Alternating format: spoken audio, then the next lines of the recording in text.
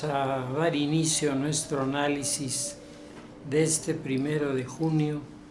del año 2016. Los temas políticos a nivel internacional están resultando muy controvertidos porque, por una parte, hay una sociedad que exige cada vez más y manifiesta sus desacuerdos y sus propuestas en manifestaciones callejeras, y por otra, el Estado tiene que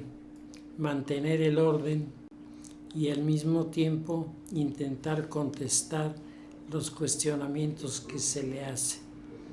Y eso pone a los gobernantes en una situación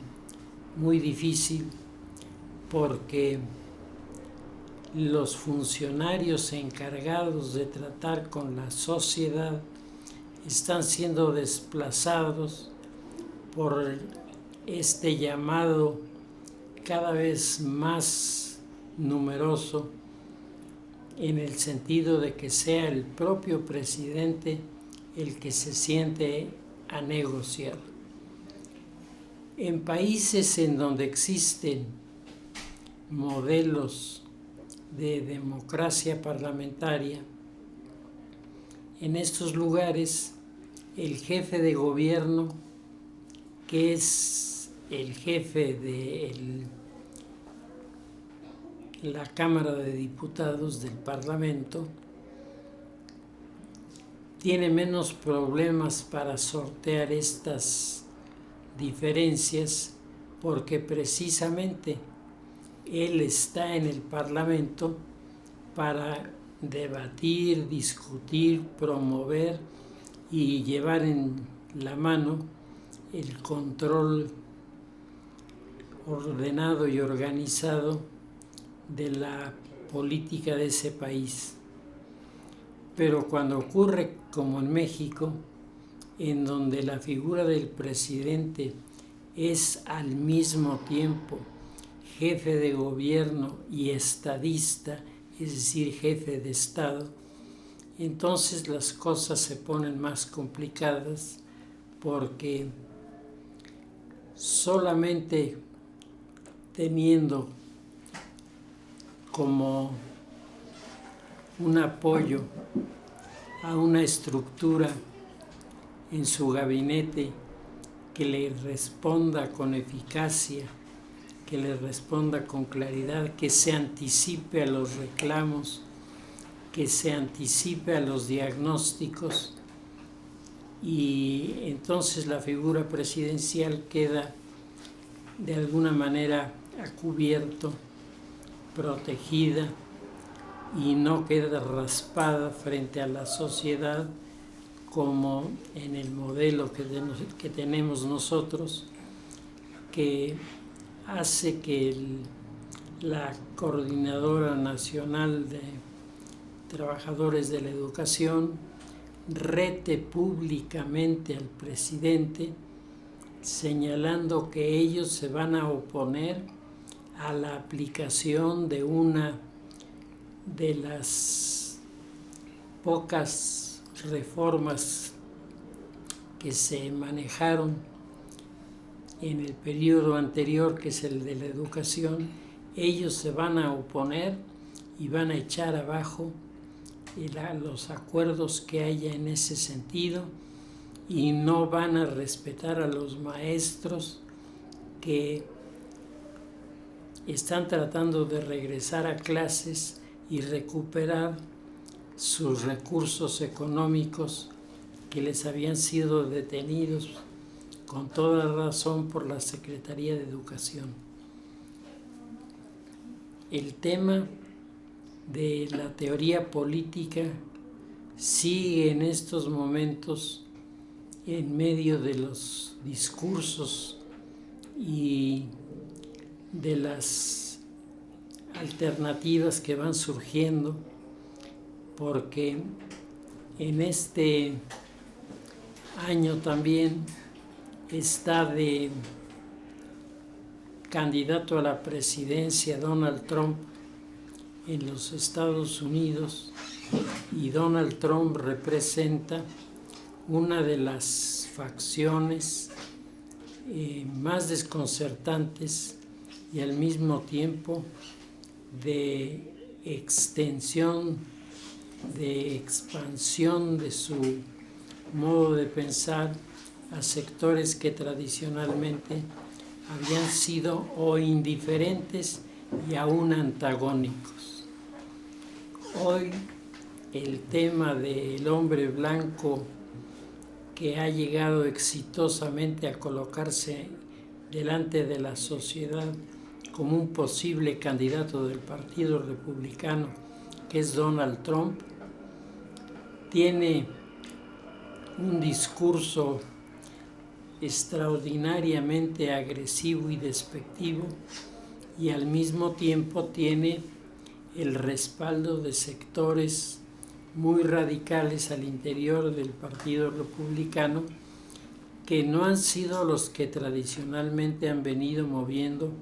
los procesos electorales, pero esto también está cambiando.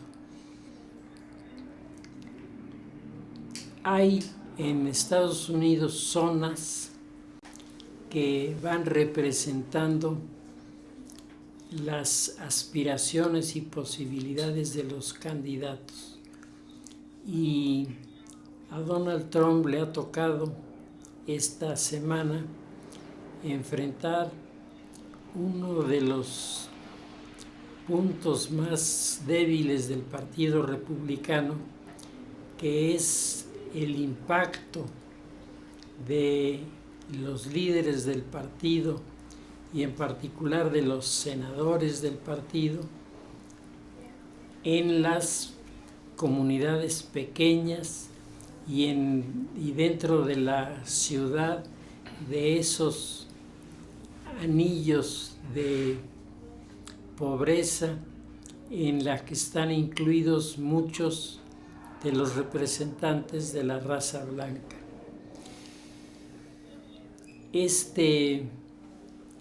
corredor, según los analistas de la política norteamericana, va a ser uno de los determinantes de los resultados electorales en una amplia zona en donde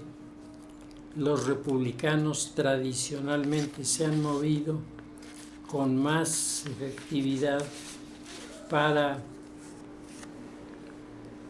adueñarse de los puestos y de las nominaciones. No le ha ido mejor a Hillary Clinton, quien también se ha visto desafiada por un sinnúmero de problemas, tanto del Partido Demócrata como de los grupos que han venido cerrando filas con este Partido Demócrata en el momento en el que la estrategia manejada por Barack Obama para resolver el problema de Cuba está resultando, al parecer, un fracaso rechazado ya, con algunas declaraciones señaladas por los analistas como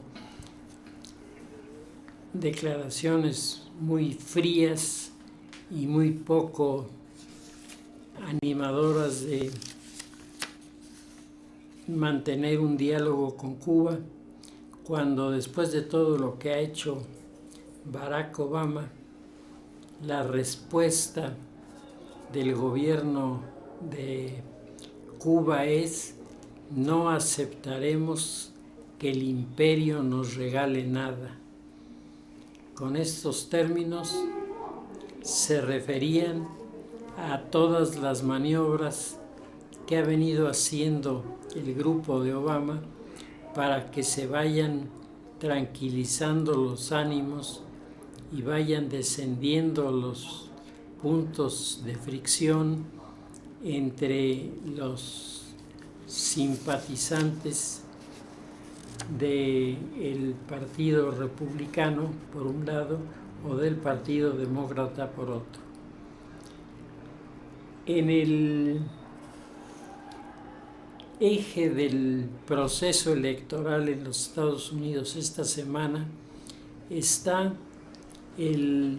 la actitud del llamado cinturón de óxido. El cinturón de óxido está compuesto por gente caucásica de clase baja, usualmente más llamados al voto por el Partido Republicano que por el Partido Demócrata. Pero ahora el Partido Republicano ha introducido uno de los pocos elementos que pueden arrastrarle algunos votos muy importantes en la zona del cinturón del óxido, porque muchos de los que están en esta posición de marginación, de pobreza, de retraso, son gente de raza blanca que por su poca preparación naturalmente ha quedado colocada en los cinturones de miseria y en los cinturones de votantes que están pendientes de un tema específicamente, los impuestos. Si el tema de los impuestos es mal resuelto por el grupo de Barack Obama, el cinturón de óxido regresará a sus tendencias naturales de acercamiento al Partido Demócrata, y esto le puede quitar votos más que numerosos a Trump. Pero si por el contrario Trump encuentra la manera de comunicarse con los líderes del cinturón de óxido, esto representaría un cambio de actitud en los votantes de estos círculos, que se acercarían al grupo de Donald Trump y pudieran establecerle una base sólida sobre la que construir su proyecto. Lo mismo está el tema de los personajes que han surgido como resultado de su propio trabajo, de su propio esfuerzo, y han ganado posiciones dentro de la comunidad, aunque en sus orígenes hayan sido integrantes de los sectores marginales. Estados Unidos, tenemos que reconocerlo, aunque marca mucho estos contrastes, crea las condiciones para que quienes tengan conocimientos, preparación, quienes verdaderamente deseen salir adelante, pues encuentran espacios que les hacen crecer y les hacen llegar, sobre todo en el comercio, a este tipo de posiciones. Curiosamente, el área de comerciantes ha tenido en el pasado un acercamiento mayor con los demócratas. Hoy, por vez primera en muchos años, se nota un desplazamiento todavía pequeño, pero ya perceptible, de comerciantes hacia la línea de Trump, que de esta manera podrá comenzar a sentirse tranquilo de que no le van a formular una política de descalificación social que es tal vez su punto vulnerable más delicado. Por su parte, los demócratas se encuentran en una situación, decíamos, difícil, porque el desafío de cambiar a Cuba, que había sido manejado por Barack Obama como uno de sus éxitos en política exterior más notables, con las declaraciones de los últimos días de los jefes de gobierno, han cambiado en forma sustantiva su actitud, porque el planteamiento de Barack, que es considerado como muy blando por sus seguidores, pues en este momento se encuentra en una situación complicada, porque ha cedido ya muchas cosas y a cambio no le han devuelto nada. Ha sido una de las típicas triquiñuelas del Partido Comunista de la isla de Cuba, que parece ceder a las presiones, parece abrir los espacios, y cuando tiene los primeros logros de esta actitud, vuelve otra vez a cerrarse y a descalificar lo que se ha venido haciendo. El punto importante de cambio aquí está en que ni Fidel Castro ni su hermano Raúl son jóvenes capaces de asumir un liderazgo delante de su comunidad, y los que están apareciendo como los nuevos líderes son personas identificadas con el Partido Comunista en su núcleo más radical y con el ejército también en su núcleo más radical. Barack Obama ha tenido esta semana la visita de unos supervivientes de la bomba atómica de Hiroshima, y esto ha llevado nuevamente a la discusión sobre la bomba atómica sobre Hiroshima, en donde los analistas se preguntan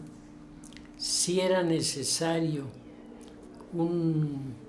instrumento de este calibre, cuya función no es destruir objetivos militares, sino destruir la resistencia civil de la sociedad en defensa de su gobierno. Entonces, en un planteamiento de este tipo, los llamados halcones de la línea del Pentágono hacen una proyección a partir de las batallas últimas que el ejército norteamericano libra contra los japoneses en las islas de los mares del sur, y señala que si Japón se le hubiera dejado organizar su resistencia interior, el número de víctimas en el ejército norteamericano era verdaderamente aterrador. Por otra parte, los propios historiadores japoneses han reconocido que las dos bombas atómicas bajaron muchísimo los ánimos de la sociedad, que estaba muy unida a la figura del emperador, y al mismo emperador le dieron un punto de salida porque los militares lo estaban dominando de tal manera que prácticamente ya no escuchaban sus opiniones y sus puntos de vista. En la ceremonia de conmemoración de la bomba atómica de Hiroshima, decíamos, están presentes 2 o 3 de los sobrevivientes y con ellos Barack Obama sostiene delante de los micrófonos de radio y televisión en Estados Unidos una entrevista corta, muy emotiva, en donde la propuesta de Barack Obama es nunca más un Hiroshima en el mundo. Vamos a trabajar todos juntos para desmantelar el poderío atómico que todavía existe en algunos lugares y vamos a desarrollar una mejor fórmula para llegar a los acuerdos. Los críticos de Barack Obama destacan que a lo largo de todo el discurso del presidente, el presidente en ningún momento pidió perdón a los japoneses por la bomba atómica, dando por sentado que el arrojar la bomba atómica estaba desde el punto de vista ético totalmente resuelto. Pues por lo pronto el discurso de Barack Obama va dirigido de una manera específica al primer ministro de Corea del Norte, quien ha venido haciendo ejercicios de disparar misiles para demostrar que puede enviar en cualquiera de ellos una carga atómica con consecuencias devastadoras para el Japón y para Corea del Sur. Desde luego, una acción de este tipo sería suicida porque afectaría también inevitablemente a Corea del Norte y las consecuencias serían impredecibles para la sociedad. El grupo de republicanos ha tomado el discurso de Barack Obama como ejemplo de cómo se hacen documentos que pretenden solo salvar las apariencias de la negociación que se está llevando a cabo, en lugar de que los discursos sean la expresión de encuestas tomadas a la sociedad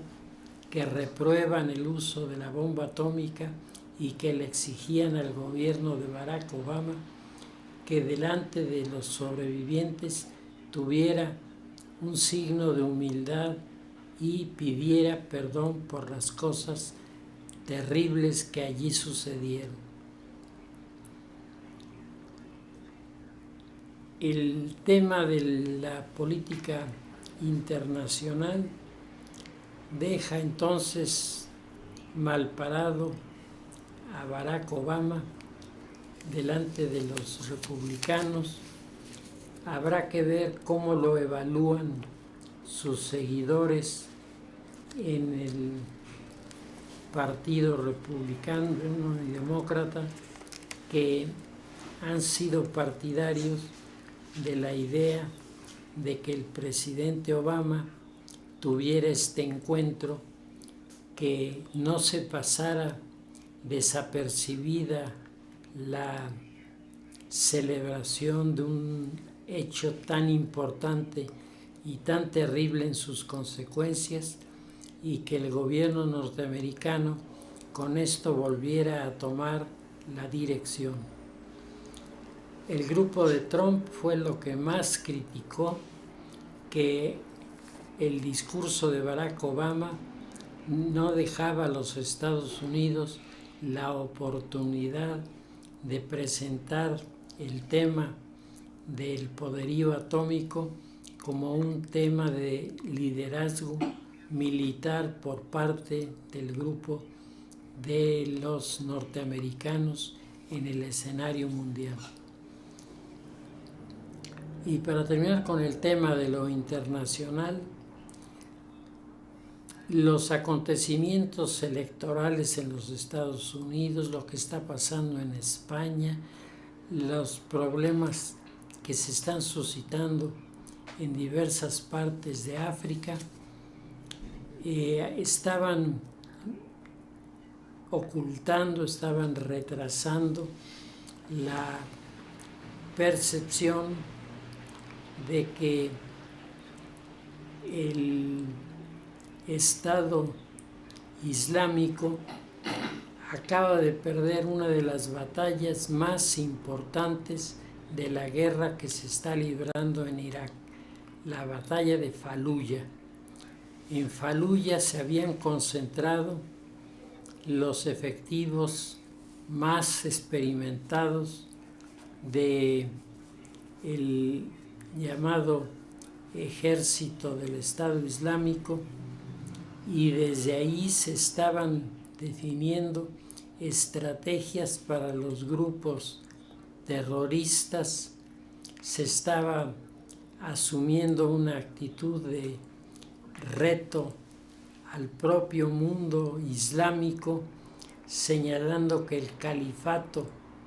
era legítimo y por lo tanto obligatorio para todos los musulmanes, estuvieran en donde estuvieran. Toda esta situación de desafío, el gobierno de Irak tomó la decisión de dar una batalla que verdaderamente pudiera ser significativa y pudiera comenzar a marcar el descenso, la caída, la pérdida de credibilidad del califato y del Estado Islámico. Y eligió para eso uno de los puntos más difíciles, uno de los puntos mejor defendidos y mejor posicionados del movimiento islámico, que fue Faluya, y durante casi una semana se libró una batalla casa por casa en la ciudad de Faluya, que termina con el triunfo del ejército de Irak y sus aliados franceses y norteamericanos, que estuvieron proporcionándole mucha información y le estuvieron proporcionando imágenes tomadas sobre el escenario del combate, el escenario de guerra, y que mostraban que el grupo islámico está perdiendo fuerza en medio de los acontecimientos que sacuden toda esta zona del mundo y que marcan que cuando menos en las democracias del mundo islámico como del mundo africano van a ocurrir modificaciones sustantivas que seguramente harán diferentes los gobiernos a los gobiernos del mundo occidental. Por lo pronto, en el territorio del Chad, uno de los lugares en donde se siguió una política de exterminio de un grupo social contra otro, en donde, según las noticias de la prensa, 40,000 ciudadanos fueron sacados de su domicilio y asesinados por órdenes del presidente de este país, pues el presidente ha sido procesado, ha sido sentenciado a la pena de cautiverio por el resto de su vida, a cadena perpetua por los crímenes que se toleraron y se cometieron bajo su gobierno. África sigue siendo el gran desafío para el mundo democrático, porque ninguno de los países africanos tiene una historia en la militancia, en el conocimiento, en la cercanía del liberalismo. Prácticamente todos estos pueblos tuvieron un contacto con el imperialismo, que aunque es una derivación de el mismo pensamiento que hace nacer la democracia, no por eso tienen las mismas características que en el mundo occidental, porque ellos no han vivido las cosas de las que oyeron hablar. Como dice Christopher Dawson, el mundo asiático y el mundo africano alcanzan su independencia de los países que los tenían bajo su dominio, enarbolando las banderas que sus propios ocupantes les enseñaron: la libertad, la igualdad, y con ello la visión de una comunidad en la que todos pudieran participar en la política y al mismo tiempo todos estuvieran bajo la tutela de la ley para evitar extremos y evitar decisiones que, hechas por una sola persona, a la larga traían muchos resultados negativos. Hoy el tema de la democracia en África está en suspenso. Nadie sabe si regresarán las condiciones para que los partidos políticos sean los que en elecciones definan quién los gobierne, o si regresará la época de las figuras dictatoriales que parecieran en los momentos de crisis ser las más aceptables para aquellos que están viviendo el infierno de carecer de comida, de carecer de agua, de carecer de techo donde vivir, y que están tratando de buscar una salida cruzando el Sáhara para, a través de los países del norte de África, incursionar en el sur de Europa. Pues el escenario es un escenario que se presenta complicado. Habrá que ver si hay cambio de gobierno en los Estados Unidos, ya sea con Trump o ya sea con el Partido Demócrata, si se asume verdaderamente la responsabilidad de darle a estos países soporte para que su transcurso entre el desorden y el elemento caótico que ahora tienen puedan encontrar puertas de salida que les lleven en dirección de la democracia. Y el mundo islámico contempla al mundo africano con especial atención, porque casi todos los países africanos que tienen una cierta importancia en el continente negro, casi todos son musulmanes, y además han sido musulmanes hace muchísimos años. Son de los lugares en donde el Islam ha penetrado con profundidad, pero en donde el yihadismo no se da, es decir, los musulmanes se sienten más ciudadanos que militantes guerrilleros,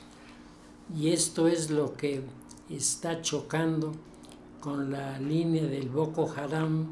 y los grupos fundamentalistas, que lo que quieren es que los jóvenes se entreguen para su entrenamiento a los grupos radicales y constituir con ellos el ejército del Estado Islámico.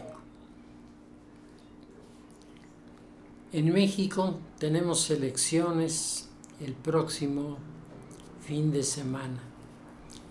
En estas elecciones se van a elegir varios gobernadores, presidentes municipales, diputaciones locales, y esto en medio de una situación difícil para el gobierno de Peña Nieto, que sigue encontrándose mal calificado delante de la sociedad, y que su declaración a favor de el matrimonio de los homosexuales y sobre todo su puntualización en torno al tema de la adopción le ha provocado reacciones incluso de algunos que eran sus aliados y que lo veían con la intención de sacar adelante al país sin meterse en estos vericuetos. La visita del Papa Francisco, en la que hubo una entrevista corta pero muy precisa sobre estos temas, el presidente había establecido con el Papa una especie de tregua en donde él aseguraba que él no aportaría, no propondría a la Cámara de Diputados ninguno de estos temas, y que en el caso de que se propusieran, intentarían desvanecerlos para que no hubiera confrontación entre la Iglesia y el Estado. Y sorpresivamente el presidente sale enarbolando ahí la bandera multicolor característica del movimiento de los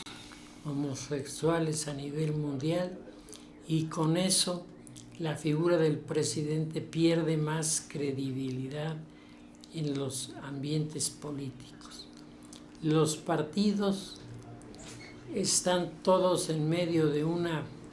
crisis, en un laberinto del que parece que no han podido salir, y la búsqueda de los votos se sigue manejando a través de el black marketing, es decir, de la lucha sucia, mucho más que a partir de las propuestas a la ciudadanía. Conversando con algunos personajes de los partidos políticos, yo me he encontrado con el argumento de que si el candidato no atacara a nadie, si el candidato se dedicara a proponer temas para resolver y escenarios en los que la sociedad pudiera contribuir para desarrollar mejor al país, la gente no votaría por él, no le haría caso, porque lo que a la sociedad le llama la atención es lo que tanto critica. A la gente dice que ya está harta de tantos chismes, pero entre más chismes hay, la gente más responde en estos juegos electorales que se presentan. Entonces, el tener una visión de la política totalmente propositiva, según los expertos, le gustaría mucho a los académicos de algunas universidades, pero delante del gran electorado perderían su posicionamiento. Roger Bartra, en un interesante artículo publicado en el periódico Reforma el día 31 de mayo, dice que las elecciones del próximo domingo pondrán a prueba el poder tradicional del autoritarismo priista en regiones que ha controlado con firmeza desde hace decenas de años. Esto significa que junto al discurso democrático del Partido Revolucionario Institucional, una vez más nos encontramos el factor práctico de la corrupción,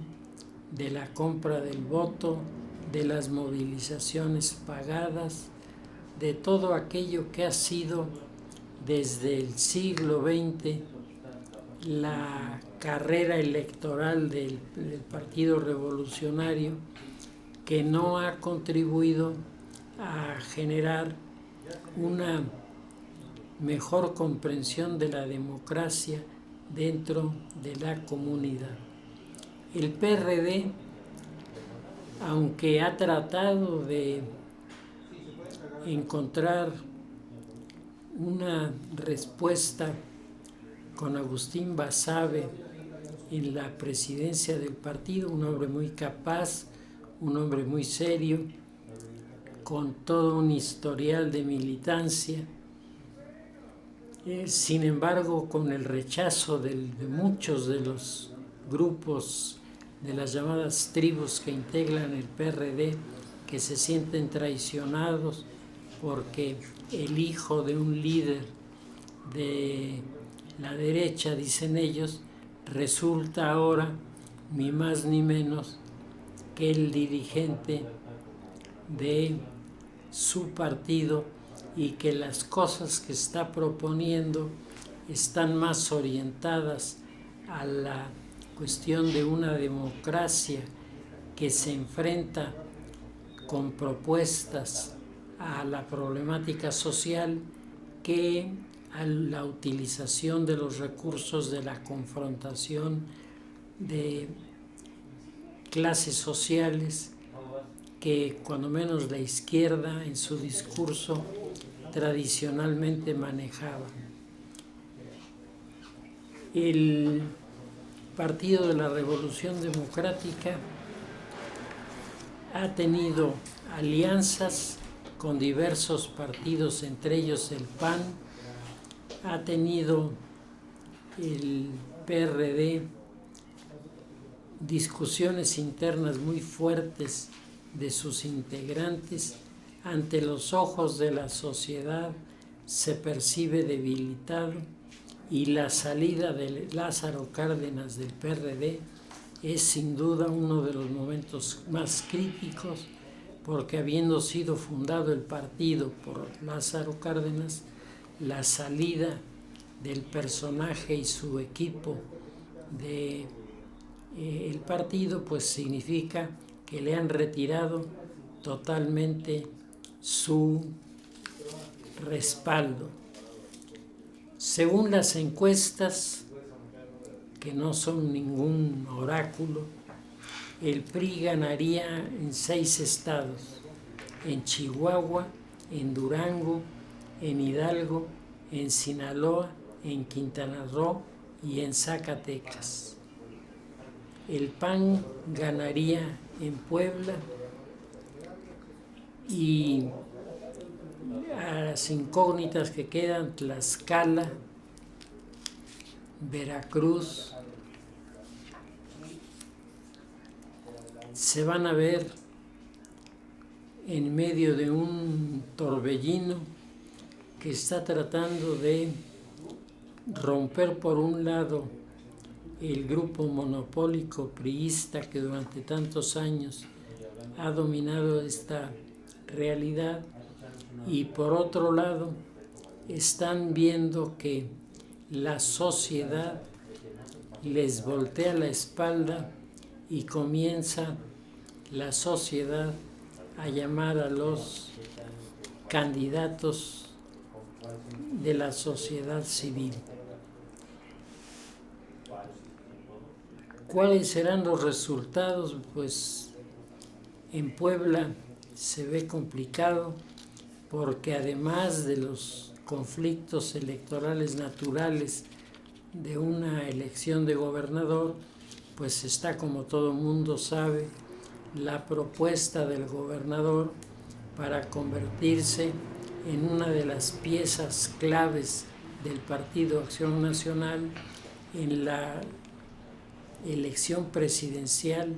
de el año 18. Esto hace pensar a algunos analistas que en Puebla las cosas tienen que estar aseguradas por el gobernador, que no puede darse el lujo de perder. Pero por otro lado, las encuestas que han estado circulando de diferentes empresas sobre lo que va a pasar en Puebla apuntan que la figura del gobernador está muy controvertida y muy disminuida al interior del estado, y en donde tiene su mejor posición es en la capital, porque al margen de los comentarios acerca de la licitación y del manejo de las obras, la sociedad sí ha percibido un gobernador que ha dejado una ciudad muy diferente de la que encontró. A partir de esta administración, indiscutiblemente la ciudad se ve más una ciudad capaz de enfrentar el reto global de lo que estaba antes de que este grupo estuviera en el poder. Hoy todas las alternativas están planteadas a través de los debates. Hemos visto que los debates no motivan a la gente, y menos cuando hay partidos de fútbol que atraen más a la sociedad que los debates de los candidatos. Y por otro lado, los modelos del debate están muy acartonados. Si se dejara mayor libertad a los candidatos de expresar sus puntos de vista, si se pusieran de antemano de acuerdo en los límites de los desacuerdos, es decir, de no acabar en el insulto y en la diatriba, pues a lo mejor pudiéramos estar iniciando un buen camino para tratar de reconciliar a la sociedad con los partidos. Por lo pronto, la mayoría de las encuestas destacan en primer lugar el abstencionismo y en segundo lugar el clientelismo, que son los que van a definir los resultados de la elección. Algunos analistas en fechas recientes han señalado que el Partido Revolucionario Institucional en Puebla, consciente de que no puede ganar la elección, va a tomar la decisión de judicializar los resultados, es decir, de no permitir que sea la sociedad en las urnas la que marque quién es el vencedor, sino sean los tribunales electorales, controlados en parte por el Partido Revolucionario Institucional, los que resuelvan el problema. Pues el escenario mundial, el escenario nacional y el escenario local están en una situación de una marmita hirviendo, en donde se está cocinando lo que tendremos nosotros que recoger como gobiernos, como administraciones y como proyectos para los próximos años.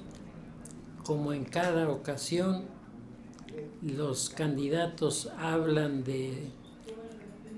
resolver los problemas como si todo fuera muy simple, y hay quien está repitiendo su propio mensaje que fue incapaz de cumplir en este periodo que está terminando,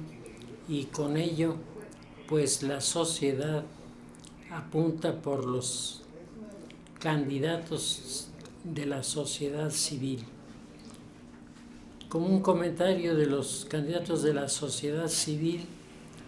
en una conferencia que tenía con el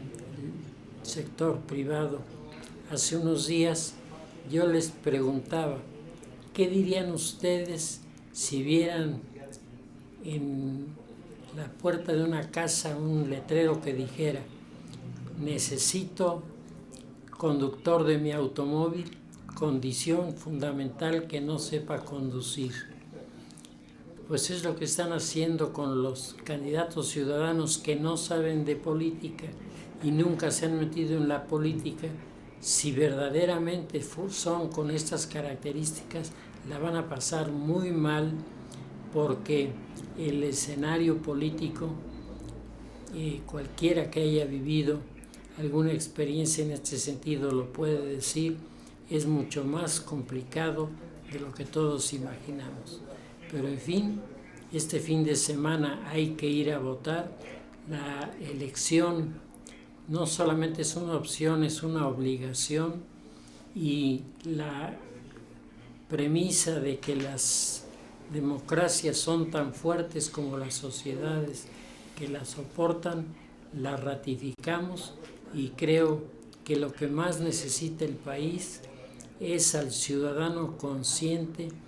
capaz de exigir transparencia, capaz de exigir eficacia a los equipos que integran los gobiernos, y de esta manera comenzar a establecer un diálogo sociedad civil, partidos, que no sea de confrontación, sino sea de busca de soluciones para el futuro. Pues dejamos aquí nuestro comentario y seguiremos la semana próxima.